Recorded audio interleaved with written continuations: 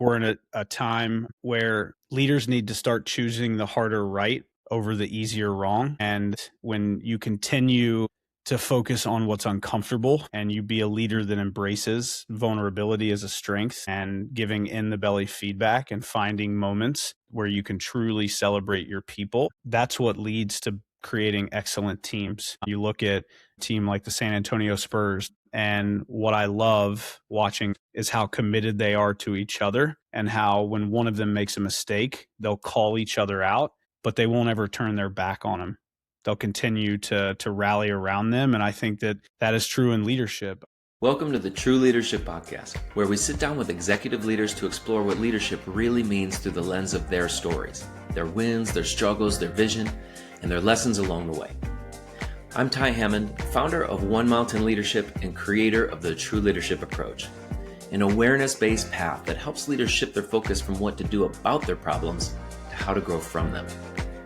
Whether you're just stepping into leadership or are well-seasoned and at the top of your game, your potential won't be realized following someone else's script.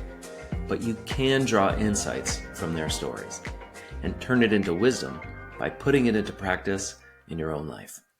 Welcome to the True Leadership Podcast, where we explore the essence of leadership beyond tactics and performance by sitting down with executives to hear what matters most to them.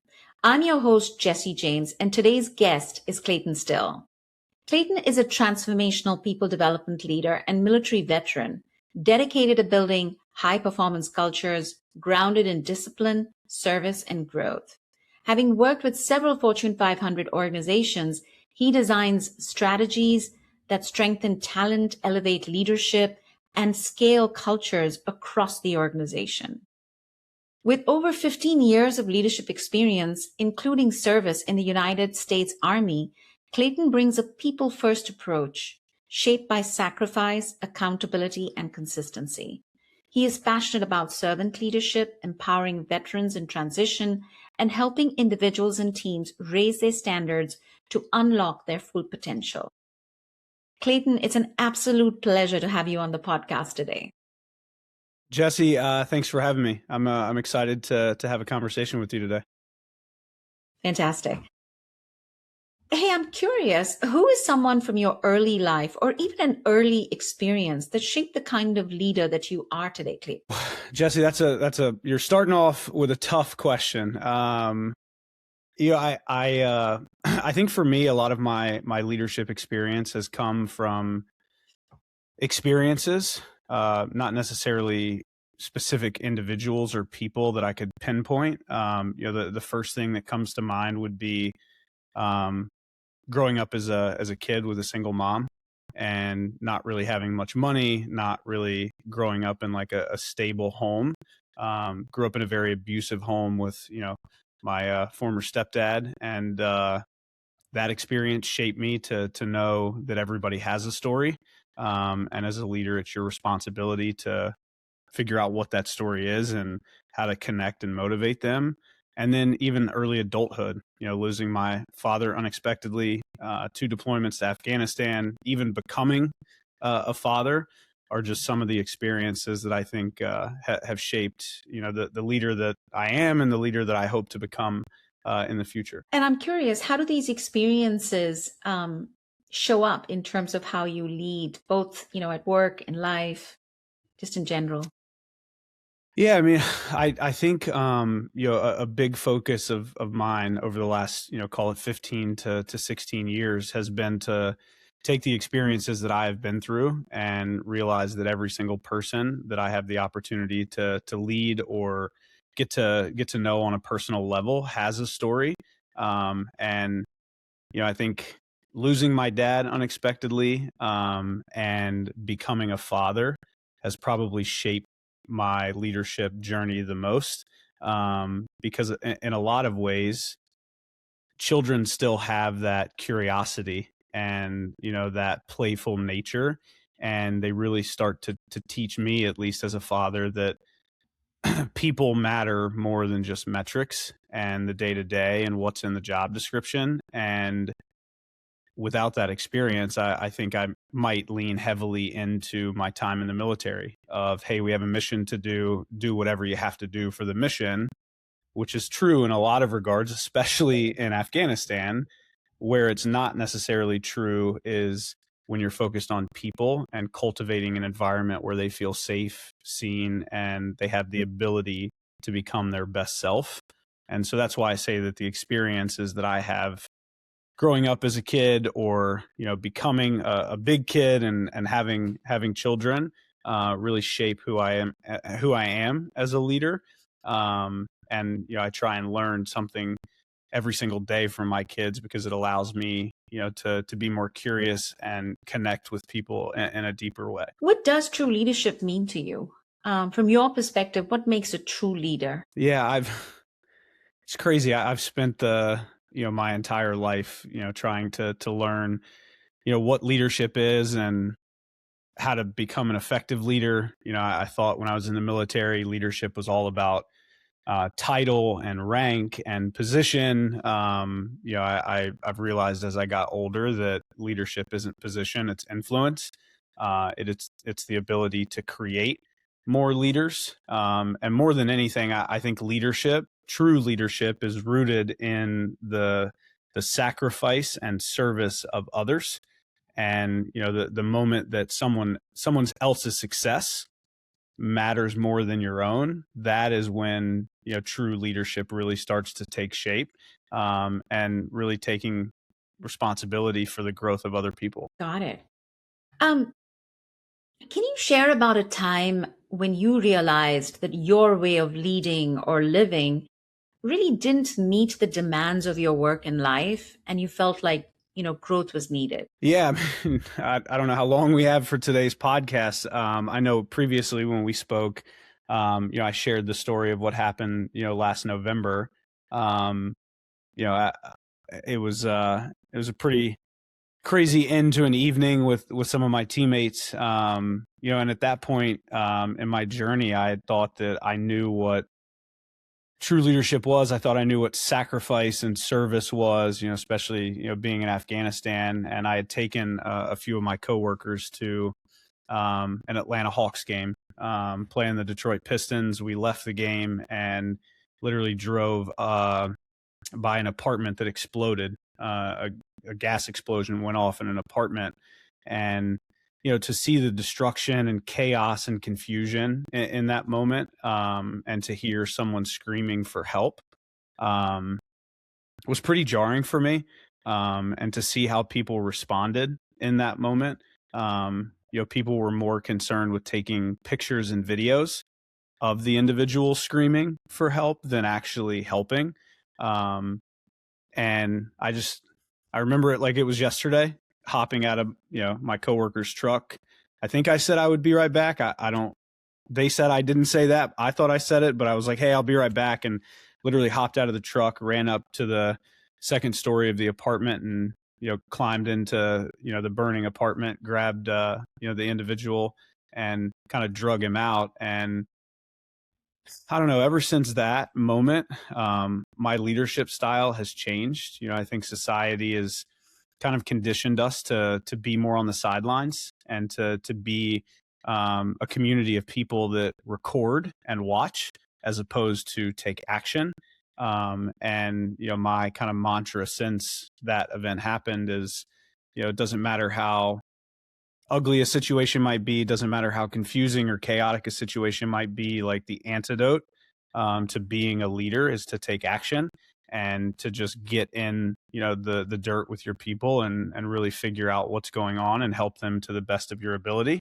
And without that experience, as crazy as it sounds, like people say that I'm nuts for running into a burning building. Maybe I am. I just, something in that moment was like, hey, somebody needs help, and Mm. I have the ability to help them. And a lot of times in leadership, we have the ability to help, but do we actually take the time to stop and truly help someone, or do we pawn that off on somebody else? And so I don't know if that helps, or is around the story or situation experience that you were looking for, but I think No, that's absolutely. changed who I am, and how I approach things over the last few months. And it's allowed me to fill my cup in a way deeper way. Yeah, that is such an amazing story. Every time I hear it, I get chills. And I love, kind of how you put it. You said, hey, I'll be right back. It's almost like, this is what leaders do. It's another day in the office, right? Um, Thinking about your journey over the past few years, what's been the most valuable investment that you've made in yourself for your own growth? Well, man, it's funny. I was talking to a mentor of mine about this recently. As ironic as it sounds, the biggest investment that I've made in myself over the last few years is actually on myself. It's funny. I was looking back at pictures from 4 or 5 years ago, and I'd gotten to the point where work had kind of consumed who I was and what I was about, and I wasn't taking care of myself physically, mentally, emotionally. And so over the last 2 or 3 years, my focus has been on my physical health. So I'm down, I think, 83 pounds in 3 years. Started going to therapy every single week, and I know therapy has, its own brand. I'm a huge proponent in therapy, like no different than I would have a coach, physical trainer to teach me how to be better physically and with my nutrition. Therapy to me is like a mental coach. It allows me to process all of the things that are going up in my head, and really focusing on instilling habits inside of my household and with my family, whether it's writing down gratitude. We write down our favorite part of the day every single day. I do it with my kids. We put it in a gratitude jar, and at the end of every year, we read every single one as the new year kind of comes in. And so, what I've focused on to help me become a better leader is myself. And it's crazy because if you've ever flown, they literally have the safety instructions like, hey, if we experience rough air and the oxygen mask comes down, put your mask on before you help other people put their mask on. And a lot of times in leadership positions or in a position of leadership, like we focus so much on other people that we forget if our cup isn't full, then we're essentially giving less of what people deserve to them. And so if I can have a full cup and I can do the things I love and enjoy, which is going to the gym or going on runs or walks with my family and going to therapy, then it allows people to pull from a full cup of Clayton rather than maybe a half or an empty cup. And who knows what they get if that happens. So, yeah, it would be filling my cup. Clayton, what's your vision for your leadership, your legacy, or the impact that you want to have in the years ahead? Yeah, I mean, one thing that I'm really big on over the last few years, and something I've tried to instill into my teams and my family, is this concept of excellence. I think a lot of people, they try and be a perfect leader, and perfection is actually the enemy of progress. It allows you to not progress if you focus on being perfect or having perfection in your leadership journey. And so my vision is to continue showing people that excellence is just a daily choice. I'm very passionate about the military community and helping veterans and military spouses transition successfully, and wanting to continue to grow other leaders, whether that's in a company, individually. I want to show my kids that their wildest dreams they can achieve if they put in the effort and the work. And that would be kind of my vision for the future, is showing people that excellence is just a daily choice. And if you want to be a great leader, you don't need to focus on 30 years from now. You need to focus on being excellent today, whatever that looks like, whatever role you're in. And that's what I'm going to keep living by. I love that, kind of almost like living in the moment, right? What are your ways that you feel you need to grow and develop most, to realize this vision, which is almost like living in the moment, in the current? Yeah. Yeah, I mean, it's funny. I actually read a book beginning of last year called The Power of Moments, which I know we had spoken about. And it just kind of summarizes life and leadership down to just a series of moments for people. And when we really are patient and we pay attention and we actively listen to people, we start to find more moments that are impactful for them in their journey and ways to be a better leader. And so if you're asking like what am I focused on, I'm trying to find more of those little moments, whether it's celebrating an anniversary or a work anniversary, personal anniversary. Maybe they're a recovering alcoholic and they just hit a major milestone, or they hit a major milestone at work or in life. I want to be able to celebrate that. And so finding more of those moments that have way more power than I gave it credit for. Before it was always focused on, oh, well, this person got promoted to X title, so we should celebrate him. And I think it is way smaller than that. It could be paying off debt, buying a new car, reading a book, and maybe they're not an avid reader. So I'm just trying to focus on finding more of those small moments to be able to celebrate people and show people that I'm actually listening and not just kind of glued to social media and what's next. And how do you find out about these moments that count? Yeah, I mean, if you would have asked me that, Jessy, like 6 months ago, I would have told you I had no idea. What I've learned is questions and patience are the two things that lead to finding out more of those moments for people. If you're just focused on asking questions and not for the sake of like trying to find out all of this information, but just because you're radically curious about the people that you're entrusted to be a leader for, and you're patient, they're going to tell you. And I think that is something that leaders miss a lot, is the idea of active listening, where a lot of people, if they want something to be celebrated, they're going to tell you. And if you ask the right layering questions, you can actually uncover it.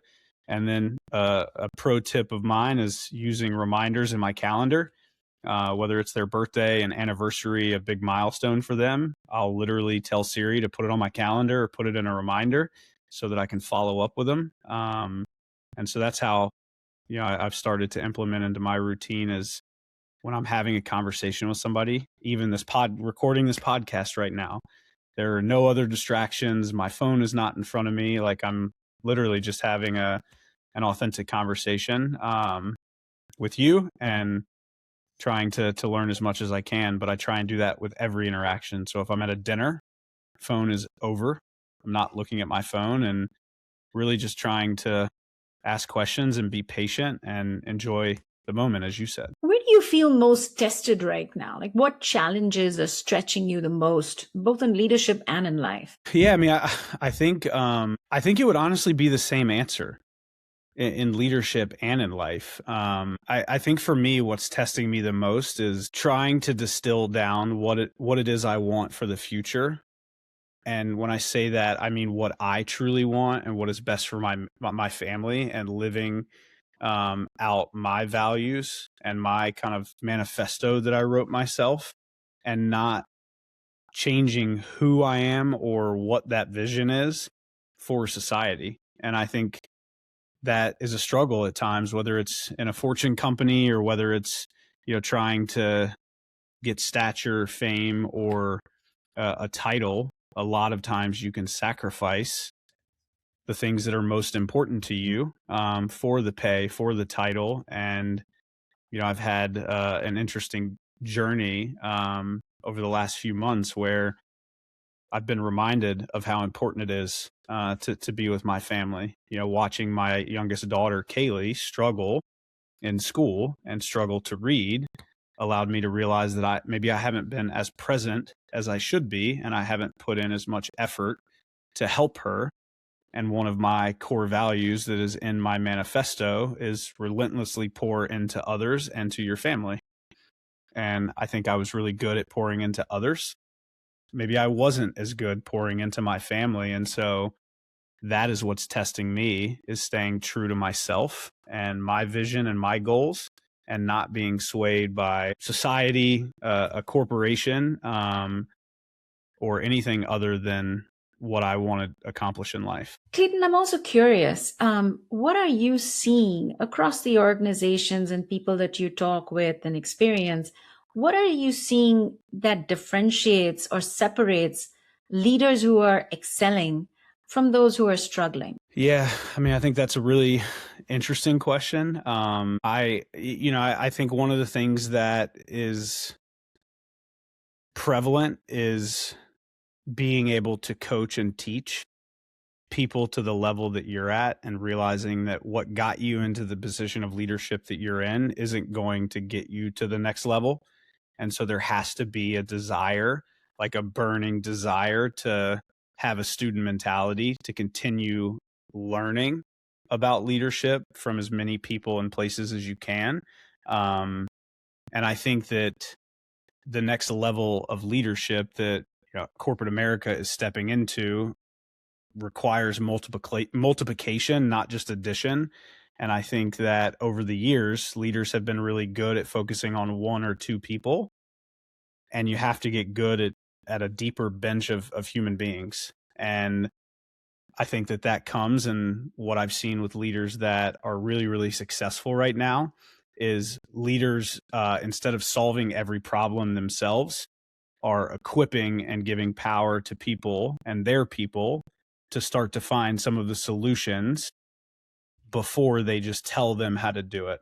I go back to the parable, show a man to fish or teach a man to fish and he can fish for a lifetime, show a man to fish and he can eat for a day.